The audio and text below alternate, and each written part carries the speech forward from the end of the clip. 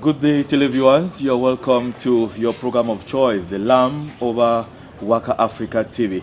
The Lamb this day is broadcasting live here in Bamenda at the residence of the chairman of the Social Democratic Front Party, the SDF. On The Lamb, we brighten our minds and ideas, and we try to see how we can shape ideas, different ideologies, into global thoughts. Welcome once more to The Lamb, and I will be introducing to you my guest for today's edition of the program.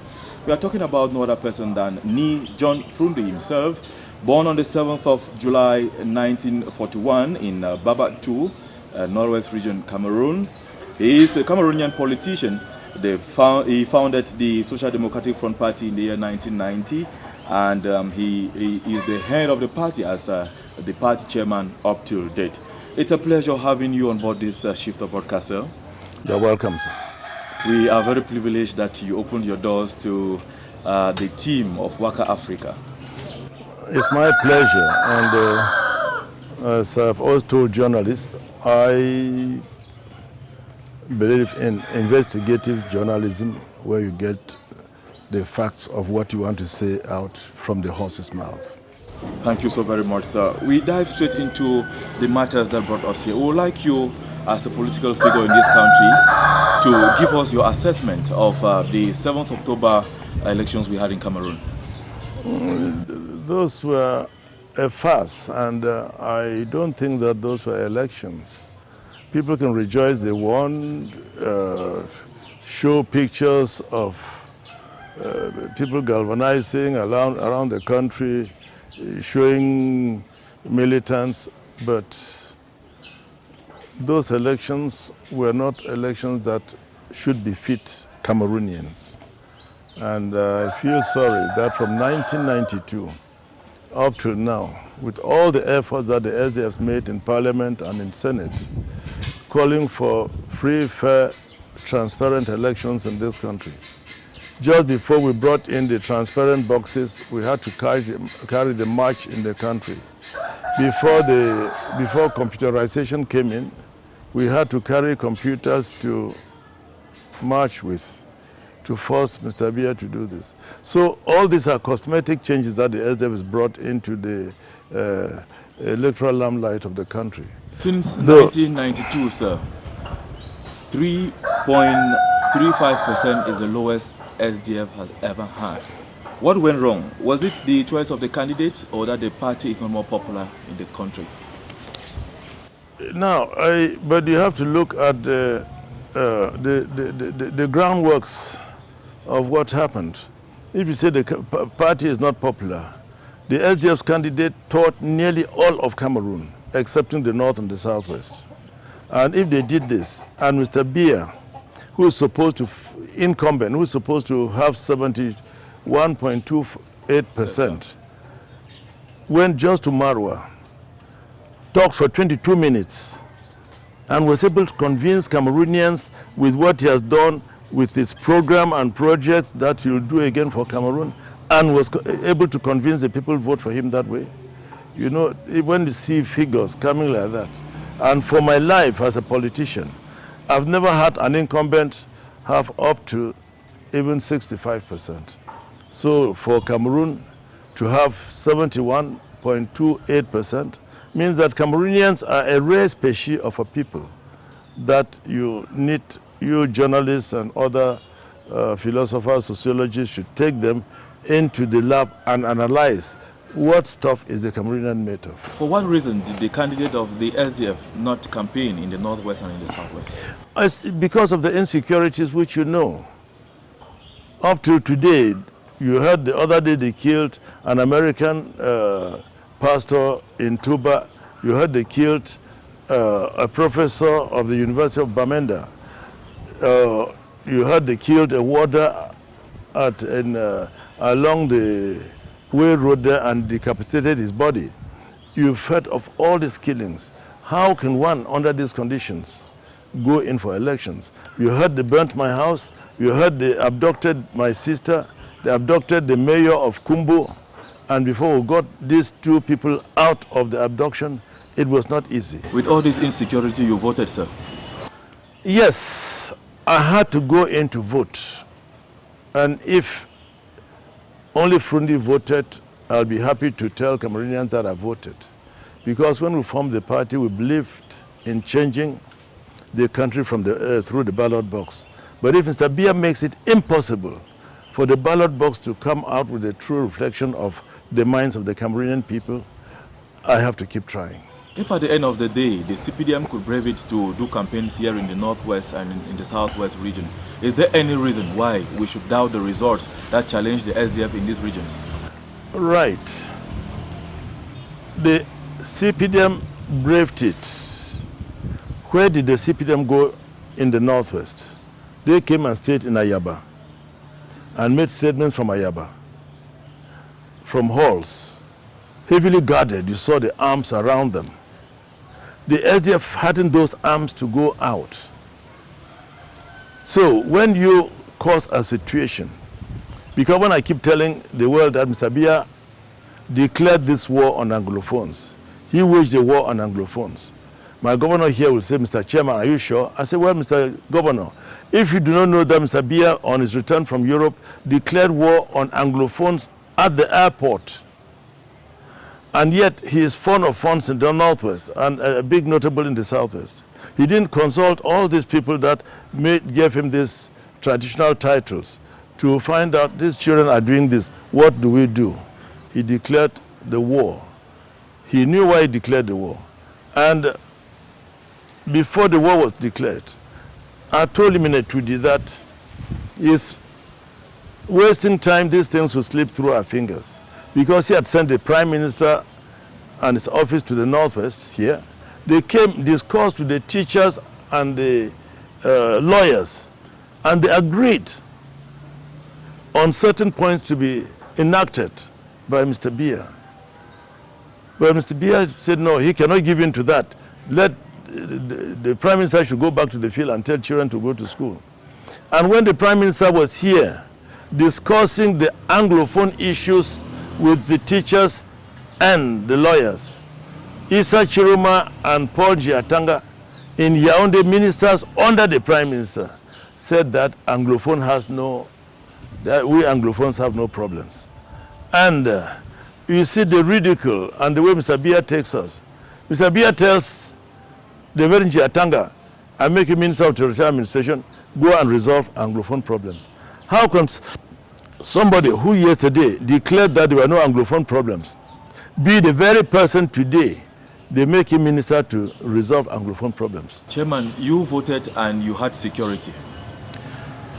I never went to the polling station with any security. That said, how do you explain the fact that the lawyers and the candidates of the SDF at the Constitutional Council called for the cancellation of this result when they knew the status quo and went in for elections, campaigning in other regions? If we did not go in to knowing the status quo, knowing what will happen, if we did not go in to unearth and show more to Cameroonians, they'll never understand what is happening. Because if I don't go in, Mr. Biya goes in and even 2 people vote for him in the northwest, he declares himself head of state. Going by the present results, can we say Ni JOHN FRU NDI is the logo known to the militants of the SDF? No. The SDF is a political party, and for this number of years, we've trained young men and women who can take over the leadership of the party at any one time. And you understand the conditions under which we held our convention, during which the presidential candidate Joshua O.C. Nambange was voted. And I'm happy we voted for him at that time. It gave him enough room to plan his presidential campaigns and have the teams that he had. If things went the way they did, it's not because he didn't work hard. It's not because the SDF did not support him. It is because of the conditionalities that were put in place to make sure that elections were not going to be free and fair. Because I come up with a statement in this country that they tell you that you can have your say, but we will have our way. So Cameroonians can have their say, but Mr. Biya and his people will have their way. And that's precisely what happened. Chairman, you've been going in for elections and you know the status quo. Was there any need for the SDF to have gone into these elections, knowing the status quo? Now, you see, people are blaming us. Why did you go in? When we boycotted the 92 parliamentary elections, people blamed us till today. Why did you boycott? Now, we sat in a National Executive Committee meeting and took a position that we shall never boycott any elections again. As a political party, knowing how slippery the political system in Cameroon is it wise enough for a political party to take such firm stance, never to? Yes, because when you go in, you are exposing. Give legitimacy to the incumbent. No. It is to see where he frauded, how he frauded, and that is the platform and the basis on which our lawyers argued and brought the documentation they brought to justify why the elections were not free and fair. What happened, how they were rigged. And if we didn't go in, we wouldn't have had those documents to challenge the regime in place and the system on how they frauded the elections. You've been the presidential candidate of the SDF in all the elections, but for the one that passed. You've never considered defeat. The party candidate did after elections. Was that the party's position? Well, we're having a NEC meeting in Yaoundé on Saturday. We'll be looking at all those things. But as a flag bearer, he was given the mandate to go ahead and do what he, to lead the people. So I will not challenge him on anything that is said or done. Going by the militants and of course the council that gave O.C. Joshua the mandate, do you people have any regrets? I do not have any regrets whatsoever because Joshua O.C. was unanimously elected in a free, fair, transparent elections at the convention. He was a choice of the people. And I'm happy that that happened then. Because if for some reason, as people kept asking me here in the country, outside America, Britain, everywhere, oh, who is your successor? You have to choose your successor. I said, in a democratic society, we don't choose, we let the people choose. And this is what happened. And if I had chosen him, and it happened this way, they would say that that's Fru Ndi's choice, that's Fru Ndi's successor. But the people had the wonderful opportunity to choose the person they love, and they left the convention under the conditions that we held the convention, under threats from abroad, from within. We left the convention satisfied that we'd done a good job. Chairman, in the Graphy land, a child at 28 who is still in the father's house is a very lazy child. How do we explain the fact that at 28, the National Secretariat of the SDF is still run at the chairman's compound? It's run here because we don't have the monies to spend. We don't have the monies to build a secretariat yet, and we're working towards that. If you look at the Congress Hall here that they say is a CPDM hall, that Congress Hall was built by all of us. I contributed. And after the CNU, the CPDM confiscated all the properties of the CNU. Up to now, the CPDM has not built any house that they can say this is a house. They started one in So, left halfway, in Ambe, left halfway. I mean, for how many years? And that's the party in power with all the business people that could help them. I mean, building a secretariat for the party is an expensive venture, which we are working towards that. And we certainly, God being on our side, we'll have one. As a political guru in Cameroon, after the elections, because of the SDF's candidate and other candidates, we can say they've accepted the result of the election. But MRC of Maurice Kamto, they say they don't. How do you assess their judgment? Well, the judgment comes from the eyes of the seer. So, I mean, as we say this, people will tell you that this glass is half full or half empty and all the like. It depends on the angle where the person is standing and what is saying. So, the Biya's government is repeated the same thing they did here when we won. They held me under house arrest in this compound, and the population hemmed them in, and we were there fighting for almost 3 months before I was released here. So if Kamto is contesting, they ask for cancellation. The SDF asked for cancellation. And every time we have elections, all these things happen. Smaller countries in Africa have come from behind us with lesser budget than Cameroon. They've been able to organize free, fair, transparent elections, biometric elections where as you vote, your vote clicks in. When they said they brought the indelible ink, when I finished from there, I just rubbed my finger and everything was gone. So they tell you that that's indelible ink. And today, they give you the vote count of the voting population of Cameroon as about 6-7 million. And in this 6-7 million, you have people that have 10 voters cards, 5 voters cards, 2 voters cards, because of the haphazard way that they went out to register people. They were registering people at churches, at Curator, at markets, this and that. So they did all this. If you go through all the Elecam offices, you see piles and piles and piles of uncollected cards. Then you go to the field, you see some people with 10 voters cards. When you have all this, can you truly say that you know the voting population of Cameroon? No. Okay. At the helicopter never reached Womb. The ballot papers never reached Womb. They never reached Ambe. They never reached Messager and all those landlocked areas. But fantastic results came from those areas for the CPDM. Will you say that those are true results of expressing the feelings and the minds of the people to say that we voted for this person? So, first, as you asked, with war in the northwest and southwest, children are dying in the bushes. People are going through terrible conditions. And with all this, Mr. Biya still forges ahead with elections. Even you see under what conditions the senatorial elections are conducted.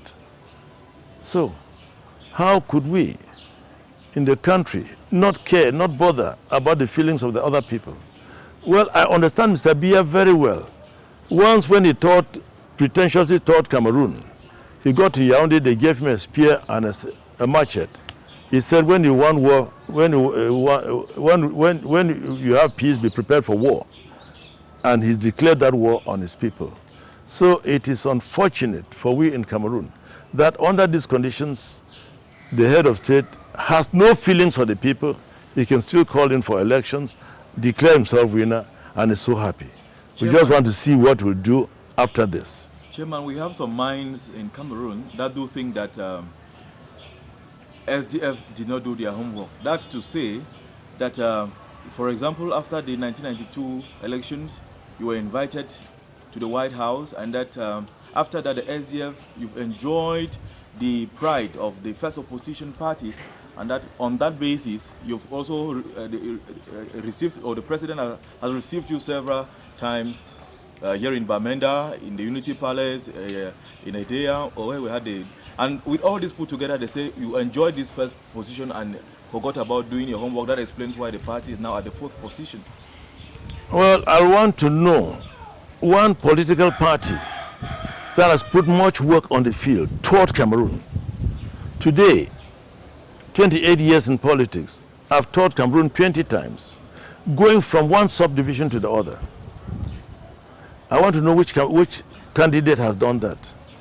So when we talk of politics in Cameroon and in the SDF, we are talking of active field politics, meeting the people. Before we started out with this, Cameroonians who maybe thought they had parties will sit and say, I've had a political party, you have to go to come to him to beg so that he makes you a minister, he makes you this. We had to go to the field to address the issues, the feelings, the pains of the people. And if you said that the SDF sat down to enjoy, meeting Mr. Biya is no enjoyment. The only one meeting that we sat down and talked and enjoyed. So you think? I'm asking a question. And talked was here in Bamenda. And if that talking was enjoyment, well, it depends, as I said, depends on how you see the angle from which you're coming. So, when we talked about in the neighborhood of an hour plus, that is all. He said we'll meet in Ebola. In Ebola, we shook hands. He passed. When they invite me to it today, I go there because I'm open to dialogue. You cannot discuss and solve problems without dialoguing. Oh, you shake hands. Oh, Mr. Chairman, so you came, you are here, thank you. That's all. But I think that people should sit down, discuss issues that are affecting our country, issues that are piercing us, issues that we need discuss, debate upon, so that this country can have an open door policy to sail forward and move smoothly for the sons and daughters, the children we are having to come up and enjoy the country.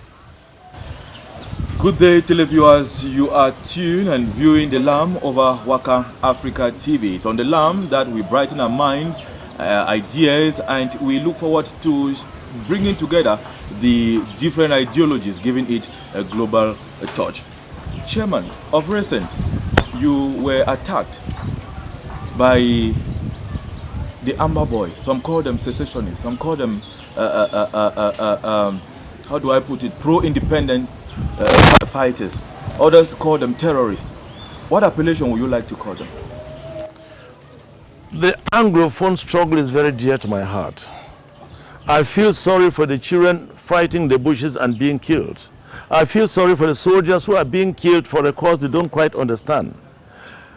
But unfortunately for us, thieves have infiltrated into the struggle. You know, in 2008, when there was an uprising in the country and the children went on rampage, they destroyed and broke into buildings, destroyed properties. Mr. Biya came in and insulted Cameroonians. You apprentice sorcerers, those of you who could not defeat me on the ballot box, now think that you can seize power on the field. Then after, when he went to the United Nations, he said, oh, what happened in Cameroon was that the children were hungry, and that's why they went out.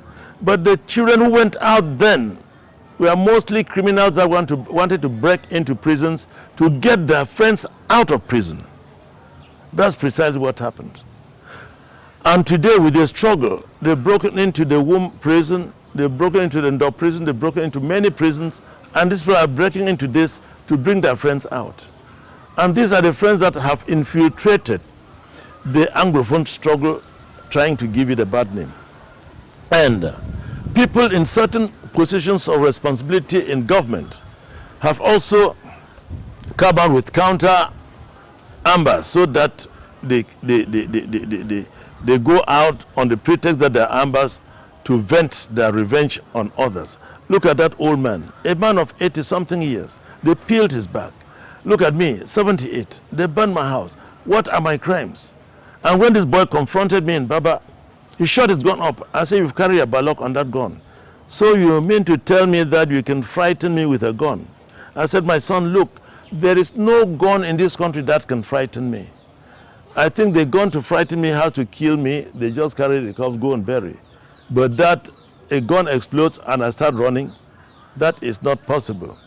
So, when I talked them out of it, they apologized and told me that, Pa, you are our father, pray for us. As I've been praying for all of you, I've been praying for the Anglophones who are hiding in the bushes, to my children, and feeling sorry for them. So, but I told them that what they were doing was not in consonance with the Anglophone struggle. I had a confrontation with the Amba boys in Bafut. They took the ID cards of the people, their phones and all the like. At the end of the day, they gave them, they tortured nobody, they harassed nobody, they shot no gun. So they said, look, we're fighting for you people, we're fighting a cause to liberate and free ourselves. That you could understand. But this is in a case where children go to a small village like Baba, women cannot go to farm. Children that are producing, baking their small bread, they scatter, destroy their equipment and tell them not to. On a Monday that is, they say it's their country Sunday. Nobody should move. Don't even sweep your yard. Don't weed anything in your yard. Just sit home. I told them that this is uncalled for. Children should not go to school. Because, please, let me say this. I'm one advocate for children going to school. Because a struggle like this is something that will be stretched for a long time. And those of us talking about it now, tomorrow will not be. There are these young children that if they go to school today, they will be the people continue with the struggle tomorrow. So they should be educated. Because the equipment that they are using need education, need understanding of certain things. So you say children should not go to school. Women should not go to the farm. Every army needs the support of the natives. They need food. You cannot fight on an empty stomach, sir.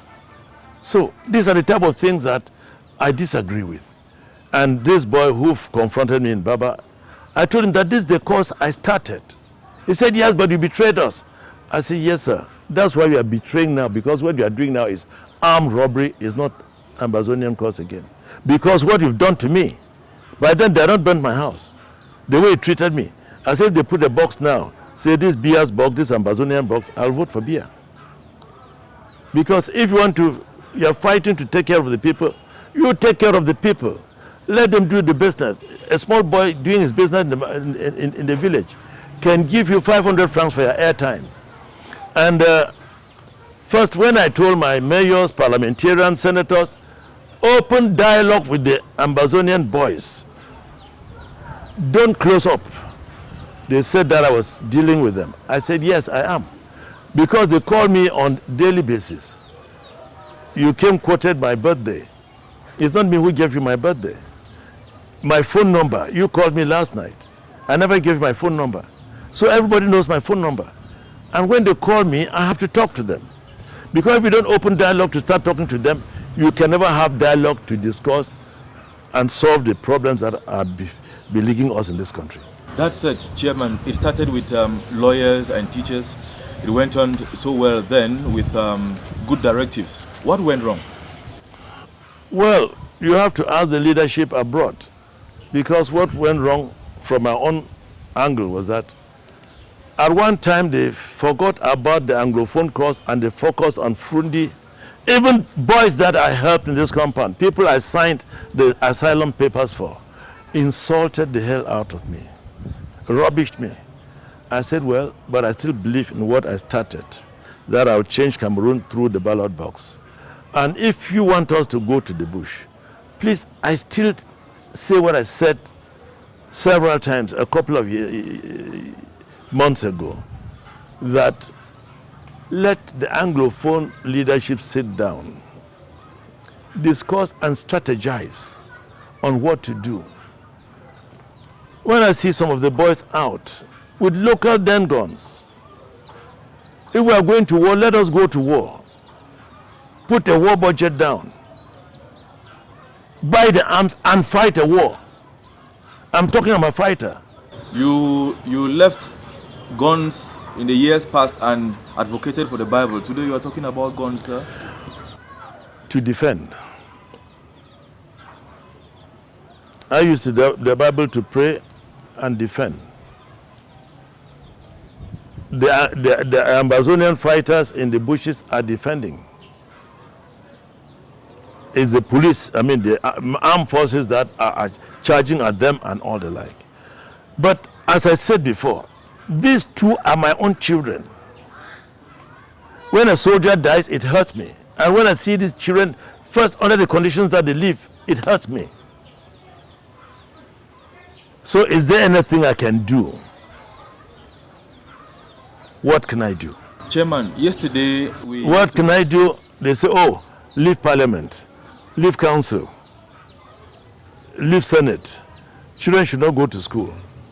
This is easy to do. Where do we go from there? Where do we go from there? I'm nothing in the circles of parliament or so, but I wanted the younger people to go. But they still come and tell you that, oh, but because Fru Ndi did not do this. What has Fru Ndi not done?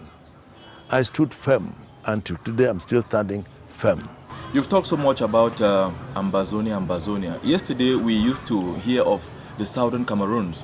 What gave birth to this Ambazonia? Well, whether you call it Southern Cameroon, whether you call it Ambazonia, whether you call it English-speaking Cameroon, there are people in a certain area that have been maltreated, cheated, taken for granted, that they think they want to be recognized as the English-speaking people of this country.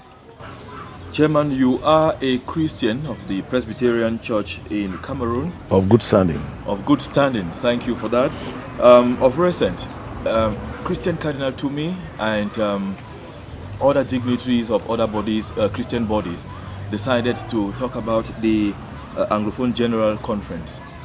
What is your appraisal of this initiative? I support it. And we have to start talking from somewhere.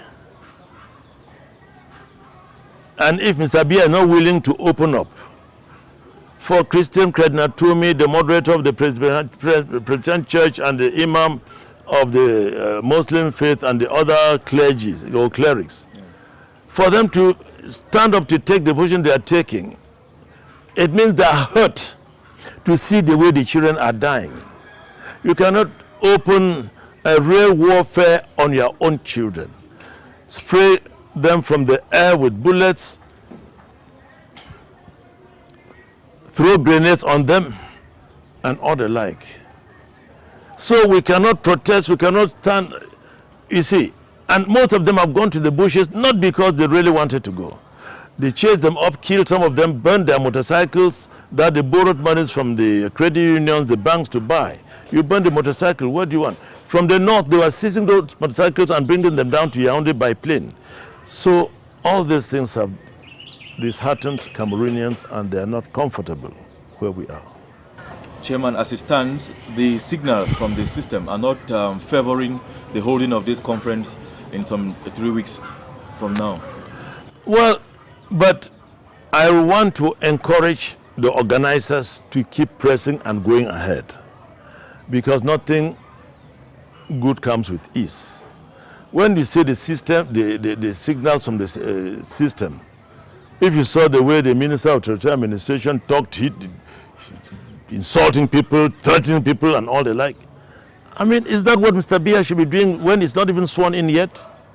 So when they swear him in, I think that, well, we have to wrap our blankets, hold them under our armpit, run, wherever we sleep, because we see that we have nobody who can think of us, sympathize with us, and talk in our favor. So if Mr. Biya cannot do that, then I want to support the people who are doing everything to say that we have to start from somewhere. We have to talk. And if those leaders go and they are being killed,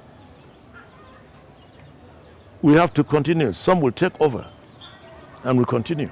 With a poor participation in the elections in the Northwest and in the Southwest region, Mr. Chairman, what legitimacy will the President-elect Biya Paul enjoy in this mandate? I think that's a question you should ask him. That's to ask him, you did not do well here. You had to force your way through. How will you treat these people now? So that's the question I want to know from him. That said, we are very glad to have you on set this beautiful day and for accepting us in the residence of your private residence, for that matter. Very sincerely that you came here since morning and you followed me to run around with the other calls, going to the judicial police and trying to get statements from the criminals that have been arrested. Because as I say, the Ambazonian or the Anglophone cause has been infiltrated by high-placed criminals. And people in high places, ministers, have also formed their own to counter, because they themselves said with their mouths that there was no Anglophone problem. So they wanted to neutralize this. I'm saying that in the midst of all this, I want to thank Anglophones for at last identifying themselves and coming up to think that they can fight for their rights in a God-given country. I wish them well. God bless them. Thank you, televiewers, to have been there. It's a pleasure having you on board at this shift of broadcast, The Lamb over WAKA Africa TV, where we're broadcasting here live at the Intarikun residence of the chairman of the Social Democratic Front Party. On The Lamb, we discuss current issues, views, facts, and we try to see how we can use these different voices to give a better society to our own persons. Take the rendezvous for the next edition. I have been Ambe Macmillian Hour, wishing you a pleasant day.